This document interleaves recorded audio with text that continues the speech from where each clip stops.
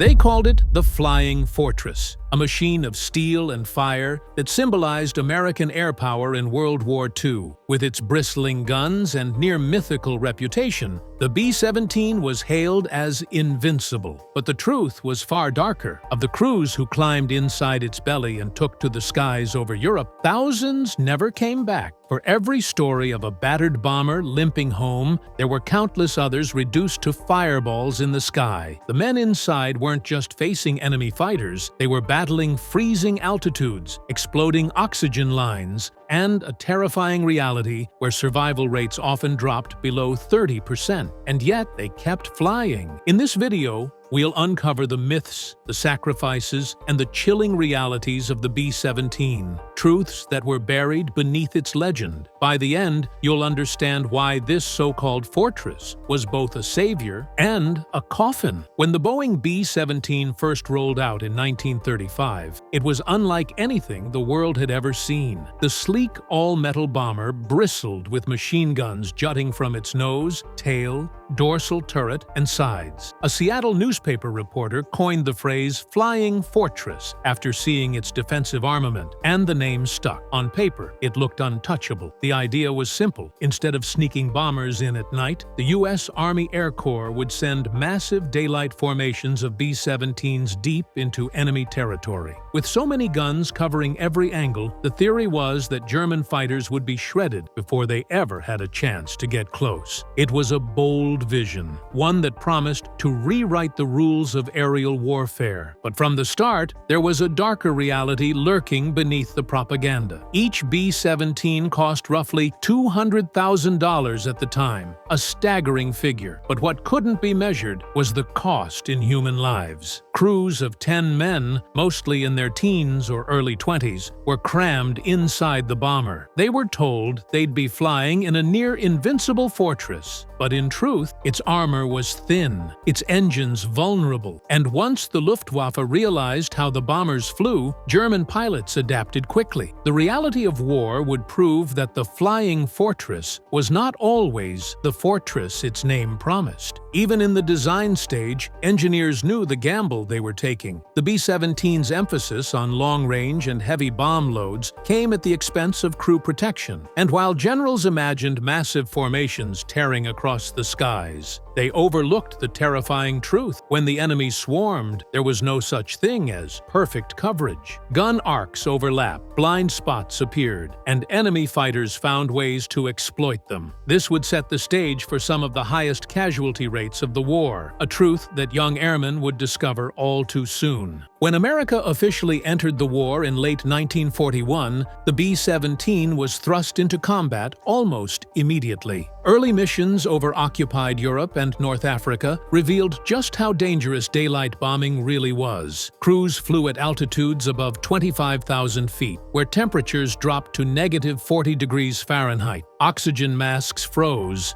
guns jammed, and frostbite ate away at exposed skin. The romanticized vision of clean, surgical bombing quickly gave way to a nightmare of flak bursts and fighter attacks. In 1943, during the early raids into Germany, the reality of the B-17's survival rate became impossible to hide. The mission to bomb the ball-bearing factories at Schweinfurt and Regensburg, for instance, turned into one of the most infamous disasters of the air war. Out of 376 bombers sent, 60 were shot down, and over 600 men were killed or captured in just a few hours. Survivors described the sky as a metal graveyard, with burning planes tumbling through formation and men parachuting helplessly into enemy territory. The promise that massed firepower would protect the crews was proven fatally wrong. Inside the bombers, the experience was hellish. Flak shrapnel tore through fuselages, severing limbs, puncturing lungs, and shredding oxygen tanks. When a bomber's oxygen line blew, crewmen could lose consciousness in seconds and die quietly at their stations. Enemy fighters, particularly the Messerschmitt Bf-109 and Focke-Wulf FW-190, dove head-on into formations, spitting cannon shells at cockpits and bomb bays. Crews were told they had to survive 25 missions before being rotated home, but most didn't make it that far. In 1943, the average crew member's odds of surviving all 25 missions were less than 1 in 4. And yet, what's even more haunting is how these missions were sold to the public. Newspapers back home told stories of indestructible planes limping back with engines on fire and wings shredded by flak, which did happen. But what the papers didn't say was that for every heroic return, dozens of planes never came home at all. The myth of invincibility was maintained, while the cemeteries in England filled with rows of young airmen. To understand the dark truth of the B-17, you have to step inside the bomber itself. It wasn't just a plane, it was a cramped, freezing, rattling death trap. The crew of 10 men each had specific roles: pilot, co-pilot, navigator, bombardier, flight engineer, radio operator, and 5 gunners spread across the aircraft. They worked in near silence, the roar of 4 Wright Cyclone engines drowning out everything, while the air inside the fuselage dropped well below freezing. At high altitude, oxygen was life itself. Men wore bulky heated suits, leather gloves, and heavy helmets. But still, frostbite was so common that crews joked about leaving fingers in Germany. The nose gunner and bombardier had some of the most exposed positions, lying on their stomachs in plexiglass domes while enemy fighters tore head-on into the formation. The tail gunner, crouched alone in his tiny pod, often never saw death coming. If the tail was hit, he usually had no chance of escape. What made the B-17 so horrifying for its crews wasn't just the enemy, it was the plane itself. Fire was the deadliest fear. A single round could ignite fuel lines or oxygen tanks, and within seconds, the bomber became a fireball. Men often had to choose between burning alive or jumping without a parachute. Survivors recalled seeing friends engulfed in flames, pounding at escape hatches that were too jammed to open. Others froze to death after bailing out at high altitude when their parachutes deployed too early in the frigid air. Even when the plane made it back to base, the trauma stayed. Crews stumbled out covered in blood, with empty seats where friends should have been. It was said that every mission took years off a man's life. The sound of flak, the smell of burning fuel, and the sight of shattered bodies haunted them long after the war ended. And yet, despite these terrors, young men kept climbing aboard because they were told it was the price of victory. If enemy fighters were terrifying, the true nightmare for B-17 crews came in the form of anti-aircraft fire, known simply as flak. Entire missions were structured around punching through skies blackened with exploding shells, where every moment could mean death. The German 88mm guns were so precise and devastating that bomber groups often described their missions as flying into a solid wall of black steel. Crews would sit in their positions, the bomber shuddering as flak bursts shook it violently, waiting to see if this explosion would be the one that tore through their fuselage. A single direct hit could rip open a B-17-like paper, blowing men out of their stations in an instant. Statistically, flak accounted for nearly half of all B-17 losses over Europe, and unlike fighters, there was no way to shoot back. The helplessness ate away at morale. Crews compared it to sitting in a coffin while someone hammered nails into the lid. Even worse, the bombers had to maintain tight formations, meaning they couldn't dodge incoming fire. To leave the formation was to die alone, and so they held steady, trapped in flying targets, watching comrades explode into burning fragments just yards away. The dark truth here is that crews were told the B-17 was tough enough to survive the flak gauntlets, but the reality was grim. Surviving 25 missions was statistically nearly impossible in the early years. Imagine boarding your bomber knowing that each run was a lottery, not of glory, but of mutilation,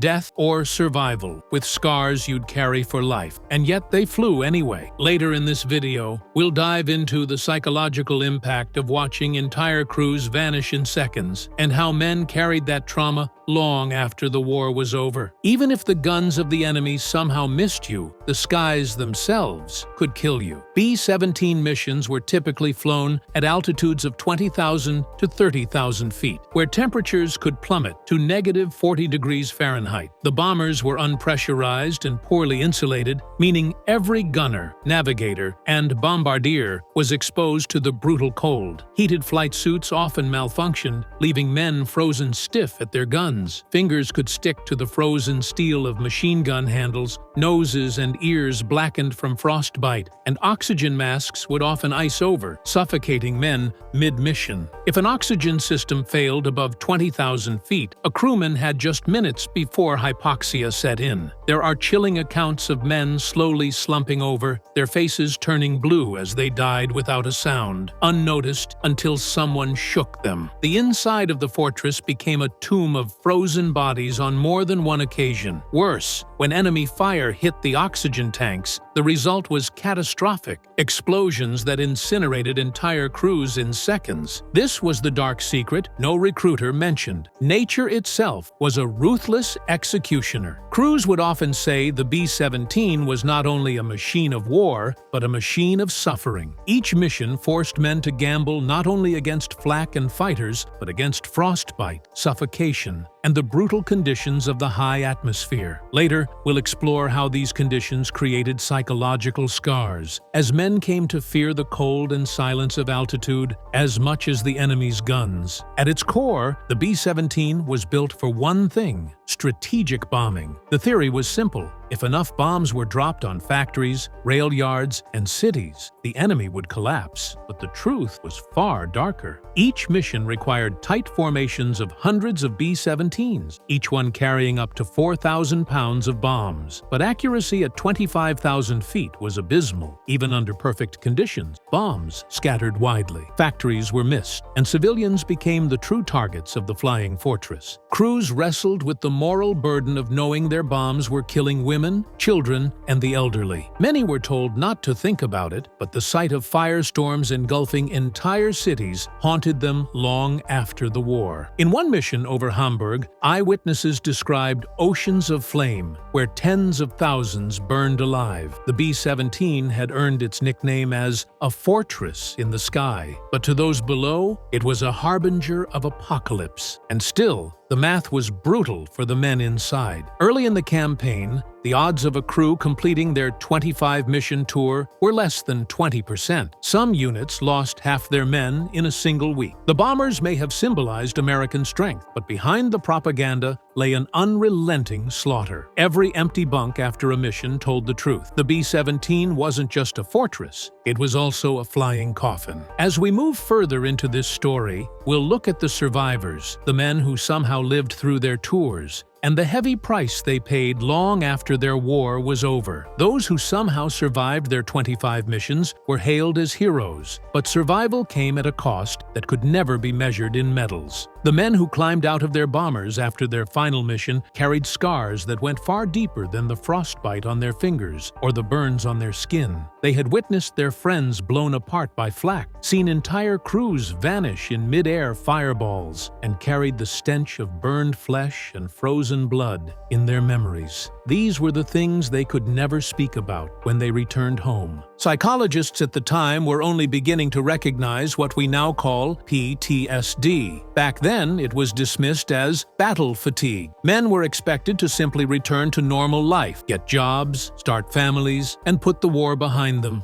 But the nightmares didn't stop. Many described hearing the engines of the flying fortress in their dreams, waking up to phantom explosions, or smelling smoke where none existed. Some veterans admitted that they could never step on an airplane again, while others carried survivor's guilt so heavy it destroyed marriages and careers. One navigator, reflecting decades later, said, "When I came home, I wasn't really home. Part of me was still up there, in the freezing sky, waiting for the next flak burst." That was the unspoken truth. Survival didn't mean escape. It meant living the rest of your life in the shadow of what you'd seen. For many, their medals gathered dust in drawers, while the ghosts of their lost crews haunted them until their dying day. The B-17's deadliest wound wasn't just the death it caused, it was the living men who came home as shadows of themselves. The name Flying Fortress suggested an invincible war machine, but the reality was far from it. The B-17 earned its reputation for toughness because some damaged planes did make it home,